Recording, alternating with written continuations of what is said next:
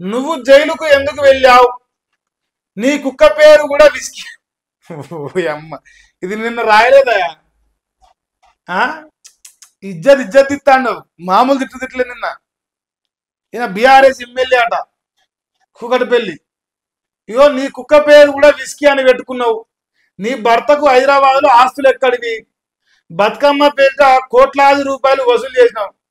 చూసినావు ఆ కవితక్క నేనేం చెప్పినా? ఇగో ఏబిఎన్ ఆంధ్రజ్యోతి రాధాకృష్ణ గారిని నమ్మినోడే పిచ్చోడు. వాడు లంగలకే లంగ, పెద్ద లంగ అని నేను చెప్తే మా అక్క నా మాట ఇల్లే. ఇప్పుడు బయట పడది ఆ లంగనా కొడుకని తేలిపోతుంది ఇక్కడ. చెప్పినప్పుడు వినాలక్క, వింటే మంచిది అవుతుంది, ఏమైనా ఉపయోగం అవుతుంది విన్నప్పుడు. ఇప్పుడు ఇది ఏం జరిగింది? నిన్న కలవకుండా కవితక ఈయన తిట్టినట్టుంది, వాడికి బీపీలు వేసింది. నీ బతుకు మొత్తం బదారికి ఈడ్చిండు. నువ్వు జైలుకి ఎందుకు పోయినావు? ఒక ఆయన వాచ్ ఎందుకు పెట్టుకున్నావు అని అడిగింది. ఈయన జైలుకి ఎందుకు పోయినట్టు. ఆఖరికి ఇంట్లో పెంచుకుని కుక్క పేరు కూడా విస్కీ అని పెట్టినట, సారదంద చేసిన చెల్లెమ్మ కాబట్టి. ఇప్పుడు ఆయన అంటాడు, నీ బతుకు మొత్తం బదారికి ఇడతా, మంచి కూర్చునే మంచోని, నువ్వు కబ్జాల గురించి అక్రమాల గురించి మాట్లాడేంత మొదబరివా? నువ్వు ఎట సంపాదించినావు? నీ మోహన్కి ఎక్కడి ఆస్తులు? ఏం బీకిండు, ఏం పొడిచిండు? సొంత అత్తగారులో గెలవలే నువ్వు నిజామాబాద్లా, మమ్మల్ని విమర్శిస్తావా అని చెప్పేసి ఆయన దంచుకుంటున్నా. ఇంకేంది? బతుకమ్మ పేరిట కోట్లాది రూపాయలు వసూలు చేశాట. నిన్న ఆయన ఒక మాట అన్నాడు, ఆఖరికి బట్టల షాపులను, గోల్డ్ షాపులను కూడా వదిలేదట. బెదిరించి అదిరించి పైసలు దొబ్బింది అంటుండు. ఎన్ని చేయాలో అన్ని ఆరోపణలు చేశాడు. ఇక హరీష్ ను పంపేయాలని, కేటీఆర్ ను అరెస్టు చేయించాలని కుట్రలు చేస్తున్నట. నీలాంటి కుక్కలు చాలా మరుగుతుంటాయి. అక్కను కుక్క అనేసి direct dog.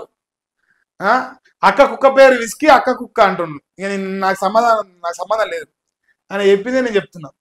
కవితపై MLA Madhavaram Krishnarao గారు ఫైర్ అయినట.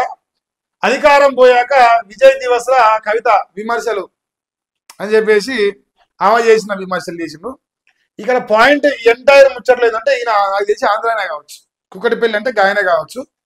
చంద్రబాబు నాయుడు ప్రేమతోని అక్క వార్త చిన్నగా అయింది, అన్న వార్త పెద్దగా అయింది.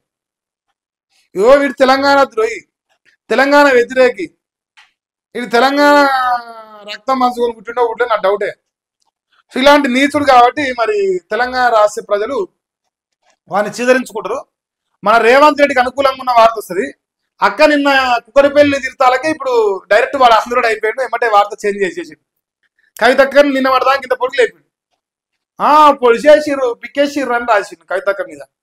ఇప్పుడు కవితక్క చిన్నముఖం అయింది, దేకలేవాడు. ఇక రాదు ఇక అక్కకు బుద్ధి మరి. సర్ అధికారులకు బెదిరింపుల ఈ ధోరణి గందరగోళానికి దారితీస్తుంది సుప్రీంకోర్టు చెప్తుంది.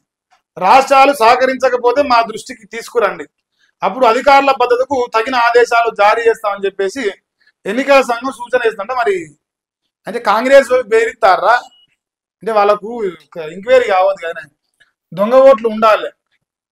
దొంగ ఓట్లు మరి జూబ్లీస్ లా ఎట్లా తెలిసినాయి ఉండాలి కాబట్టి బెదిరిస్తారు పాపం. కేసీఆర్ అంటే త్యాగం అంట, రేవంత్ అంటే ద్రోహం అంట, అధికారులపై తుపాకీ ఎత్తిన చరిత్రహీనుడు నేటి సీఎం అట, సమైక్యవాదిలా తెలంగాణ అస్తిత్వాన్ని దెబ్బతీస్తున్నారట.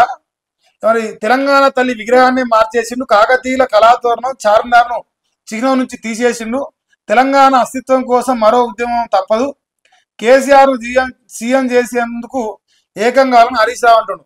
రాష్ట్ర వ్యాప్తంగా విజయ్ దివస్ పాల్గొన్న బీఆర్ఎస్ శ్రేణులట. మరి రాశారు వాళ్ళు ఉక్కుంటారా?